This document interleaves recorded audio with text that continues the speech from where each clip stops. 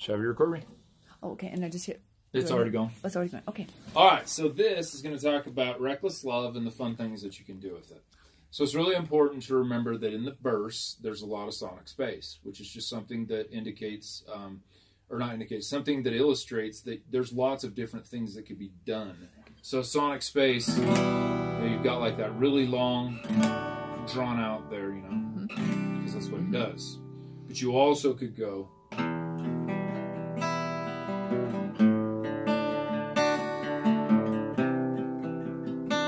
That's another example. To simplify that a little bit, you can do some strumming and then a little bit of picking. So.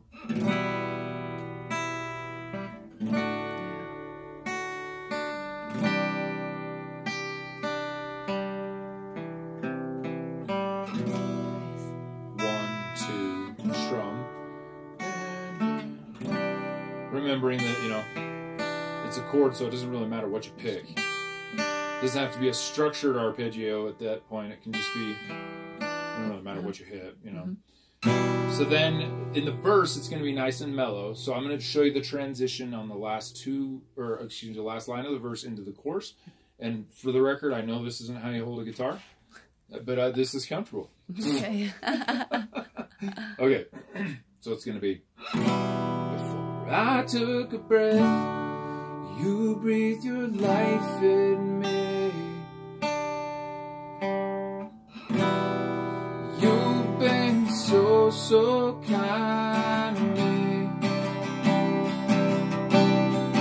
Oh, the over. So it goes on overwhelming, but you get the rhythm launch, and then it carries over into the chorus. So I'll do that one more time for you.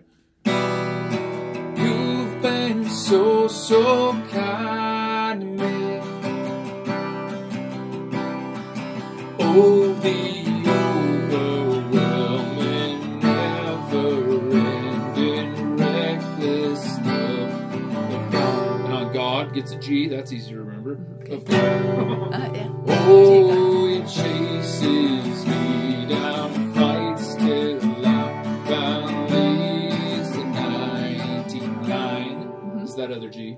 I couldn't earn it, I don't deserve it. Still you give yourself away. Overwhelming, never needs water. Cool. So the most important part is to remember that the chorus is active and the verse is mellow. Okay. So then you just create the sonic space, or not create it, the sonic space is created by what you decide to do. It's kind of Usually, just as a listener, you think, "Ooh, I wonder what he's gonna do." You hear that? Ooh, I wonder what's coming next. Yeah, kind of that. Yeah, for sure. Okay, here's the chop. Okay, so the chop is just going to be down, up, chop, up, down, up, chop, up, one, and chop, up, Okay, so most important is make sure that you get it on the dry pick first. Okay, so I put it on about 50 BPM. Okay. Now, when you do the down, it's a combination of kind of chopping, hitting the guitar a little bit. Okay. Over time, you'll hit it more, and it'll sound more percussive, which is like bongo-ish drum type sound. Percussiveness ability out of a guitar. That's a word, percussiveness. Don't Wikipedia that one. I'm sure it's wrong. So.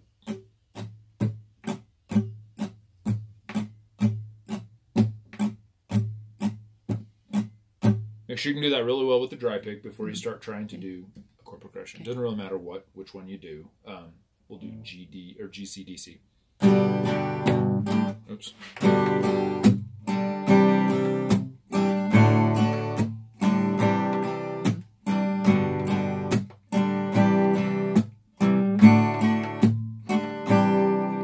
Now, if you get to a point where you can do this okay, but then you try and launch it with the chord and it just kind of goes. Bleh. Another thing you can do is you can just go. Oops.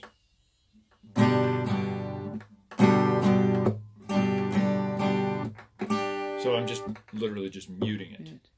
So the chop is different than a mute. A mute, you just literally hit all the strings with any part of your hand, and it can be, that's a mute. It's a quick one, but muting is designed to completely stop the rhythm, and it kind of creates this really interesting little gallop sound.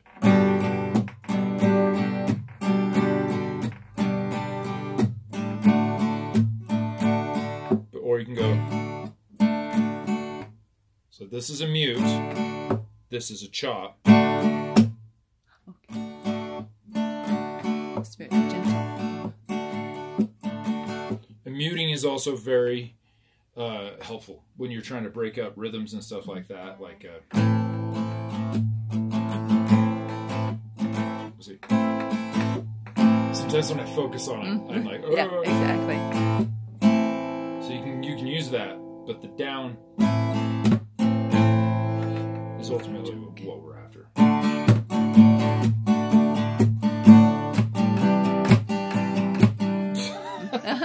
You're getting an extra drum there. Oh. That's a good thing I don't care about this guitar.